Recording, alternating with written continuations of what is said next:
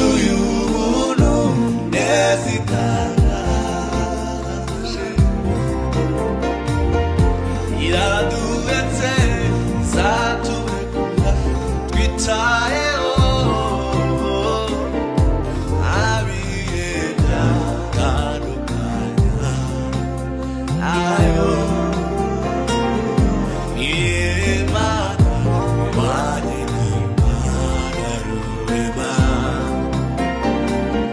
yuzuye ubuntu ineza itanga